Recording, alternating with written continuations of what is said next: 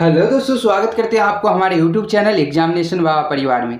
जी हाँ दोस्तों, आज हम 10th का 20 ऐसे हिंदी का ऑब्जेक्टिव क्वेश्चन लेकर आए हैं जो एग्जाम में हर बार पूछी जाती है और एग्जाम में आने की संभावना है। जी हाँ दोस्तों, अगर आप एग्जामिनेशन बाबा परिवार पे नए हैं तो चैनल को सब्सक्राइब कर लीजिए और वीडियो को लाइक नहीं किए तो वीडियो को लाइक कर दीजिए। जी हाँ दोस्तों, एग्जामिनेशन बाबा यानी आपके एग्जाम की जो तैयारी है ये एग्जामिनेशन बाबा की जिम्मेदारी रहती है। तो आप निफिर होकर एग्जामिनेशन बाबा से पढ़ते रहिए, क्योंकि इससे पिछले वर्ष जो हजारों स्टूडेंट इस एग्जामिनेशन बाबा से पढ़ के और अच्छे खासे नंबर से पास हुए। तो जी हाँ, तो आप भी एग्जामिनेशन बाबा पे से पढ़िए और गारंटी है कि अगर आप अच्छे से पढ़ते हैं, मन लगा के पढ़ते हैं, तो आपको एग्जामिनेशन बाबा 400 प्लस नंबर लाने की गारंटी लेती है।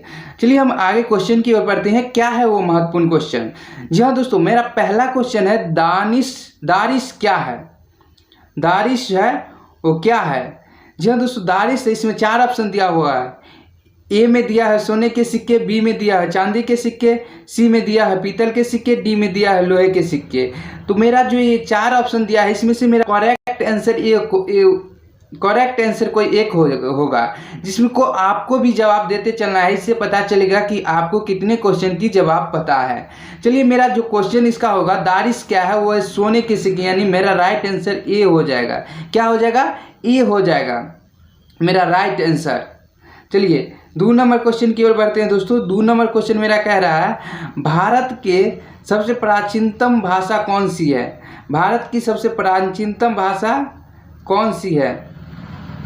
तो ऑप्शन दिया हुआ है, ए में मगही, बी में प्राकृत, सी में संस्कृत, डी में हिंदी। तो मेरा राइट आंसर हो जाएगा, वो हो जाएगा संस्कृत, सी।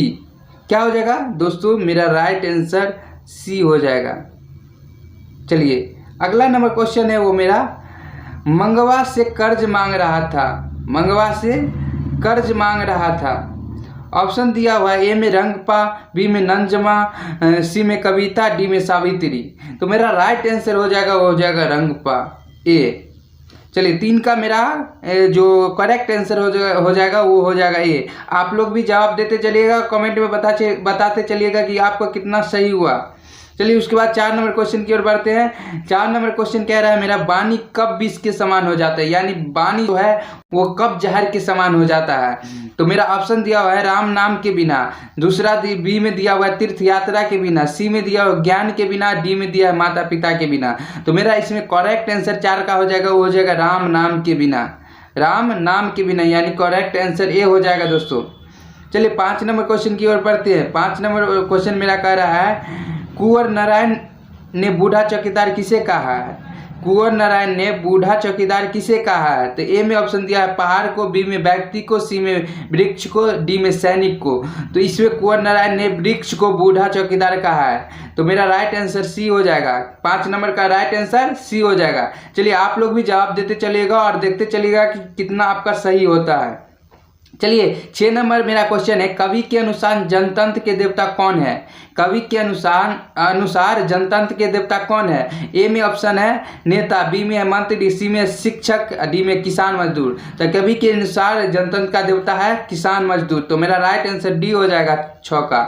चलिए आगे बढ़ते हैं 7 नंबर क्वेश्चन की ओर। 7 नंबर क्वेश्चन मेरा कह रहा है लेखक के रिश्तेदार ने बहादुर पर कौन सा आरोप लगाया? लेखक के रिश्तेदार ने बहादुर पर कौन सा आरोप लगाया था? ऑप्शन में ए में है पैसे चुराने का, बी में है गहने चुराने का, सी में अंगूठी चुराने का, डी में है मोती चुराने का। तो लेखक के रिश्तेदार ने बहादुर पर आरोप लगाया वो है पैसे चुराने का। 7 का मेरा राइट आंसर ए हो जाएगा। क्या हो जाएगा? ए हो जाएगा। फटाफट आंसर मिलाते चलिएगा और आप भी जवाब देते चलिएगा। चलिए 8 नंबर क्वेश्चन है मेरा भारत माता की आंखें झुकी हुई है। ऑप्शन में है ए में ईर्ष्या से, बी में है घृणा से, सी में है चिंता से, डी में अंधकार से। तो भारत माँ की आंखें चिंता से झुकी हुई है। तो मेरा राइट आंसर सी हो जाएगा। 8 का राइट आंसर सी। चलिए 9 नंबर क्वेश्चन की ओर बढ़ते हैं। 9 नंबर मेरा क्वेश्चन कह रहा है सत्य के साथ मेरा प्रयोग किसने किया है? सत्य के साथ मेरा प्रयोग किसने किया है? ए में है महात्मा गांधी, बी में है रविंद्रनाथ, सी में है भीमराव, डी में अकबर। तो मेरा यहाँ पे जो सत्य के साथ मेरा प्रयोग वो महात्मा गांधी। तो मेरा राइट आंसर 9 का ए हो जाएगा। क्या हो जाएगा? ए हो जाएगा। चलिए 10 नंबर क्वेश्चन के ऊपर थे। 10 नंबर क्वेश्चन क्या रहा है, भारत माँ कहाँ निवास करती है। तो भारत माँ कहाँ निवास करती है, तो ऑप्शन में ए में है गांव में, बी में है शहर में, सी में है नगर में, डी में है पर्वत में पर। तो आप लोग भी जवाब दीजिए इसका। शायद आप लोग को इस सवाल का जवाब मालूम होगा। तो मेरे हिसाब से आई होप कि भारत माँ गांव में निवास करती है, तो मेरा राइट आंसर ए हो जाएगा। क्या हो जाएगा दोस्तों, ए हो जाएगा। चलिए 11 नंबर क्वेश्चन मेरा क्या कर रहा है, रस खान दिल्ली से कहाँ चले गए। खान दिल्ली से कहाँ चले गए दोस्तों, रस खान दिल्ली से कहाँ चले गए। मेरा ऑप्शन ए में है बनारस में, बी में ब्रजभूमि, सी में गोरखपुर, डी में सौराष्ट्र। तो मेरा रस खान दिल्ली से ब्रजभूमि चले गए, तो मेरा राइट आंसर क्या हो जाएगा, बी हो जाएगा। क्या हो जाएगा, बी हो जाएगा। चलिए अगले क्वेश्चन की ओर बढ़ते हैं। अगला है 12 नंबर, हरिजन पत्रिका के संपादक कौन थे। तो ऑप्शन दिया हुआ ए में महात्मा गांधी, बी में विनोबा भावे, सी में भीमराव अम्बेडकर, डी में राजेंद्र प्रसाद। हरिजन पत्रिका के संपादक महात्मा गांधी थे, तो मेरा राइट आंसर ए हो जाएगा दोस्तों। क्या हो जाएगा, ए हो जाएगा। चलिए आगे की ओर बढ़ते हैं। 13 नंबर क्वेश्चन मेरा कह रहा है अमराई के कुआं कहाँ है। ऑप्शन में दिया ए में रास्ते में, बी में शहर में, सी में रंगबा के खेत में, डी में पटना में। तो दोस्तों मेरा राइट आंसर हो जाएगा वो है रास्ता में। कहाँ है, रास्ते में है। अमराई के कुआं रास्ते में है। मेरा राइट आंसर 13 का ए हो जाएगा। चलिए 14 नंबर क्वेश्चन की ओर बढ़ते हैं। 14 नंबर क्वेश्चन कह रहा है भारत की सर्वाधिक आबादी कहाँ बसता है। ए में है महानगरों में, बी है शहरों में, सी है सराइयों में, डी है गाँवों में। तो भारत की सर्वाधिक कहाँ आबादी बसता है, तो गाँव में। तो मेरा राइट आंसर हो जाएगा वो हो जाएगा डी 14 का। चलिए 15 नंबर क्वेश्चन है वारेन हेस्टिंग कहाँ का गवर्नर था। वारेन हेस्टिंग गवर्नर था, तो ऑप्शन में दिया ए भारत का, बी श्रीलंका का, सी जर्मनी का, डी यूनान का। तो मेरा राइट आंसर 15 का ए हो जाएगा, भारत का। कहाँ का था, वारेन हेस्टिंग गवर्नर थे भारत का। चलिए 16 नंबर क्वेश्चन की ओर बढ़ते हैं। 16 नंबर क्वेश्चन कह रहा है मेरा नाखून किसका प्रतीक है। तो नाखून ऑप्शन दिया हुआ ए में पशुता के, बी में मानवता के, सी में प्रेम के, डी में पौरुष के। तो यहाँ पे राइट आंसर ए हो जाएगा पशुता के। 16 का राइट आंसर ए हो जाएगा दोस्तों। चलिए 17 नंबर क्वेश्चन के ऊपर है सेन साहब की नई मोटर कितने की थी। ऑप्शन में दिया हुआ 8,000, ए में, बी में दिया 10,000, सी में दिया 7,500, डी में दिया 12,000। तो मेरा 17 का राइट आंसर सी हो जाएगा 7,500। क्या हो जाएगा, 7,500। चलिए 18 नंबर क्वेश्चन कह रहा है अहिंसा दिवस किस दिन मनाते हैं। अहिंसा दिवस हम लोग किस दिन मनाते हैं दोस्तों। तो ऑप्शन में ए में दिया हुआ है 20 जनवरी, बी में दिया है 15 फरवरी, सी में दिया है 2 अक्टूबर और डी में 15 अगस्त। तो मेरा राइट आंसर यहाँ पे हो जाएगा दोस्तों जिस दिन महात्मा गांधी का जन्मदिन है उसी दिन अहिंसा दिवस मनाया जाता है। तो महात्मा गांधी का जन्मदिन 2 अक्टूबर को मनाया जाता है। तो मेरा राइट आंसर सी हो जाएगा दोस्तों। क्या हो जाएगा, सी हो जाएगा। मेरा राइट आंसर सी हो जाएगा।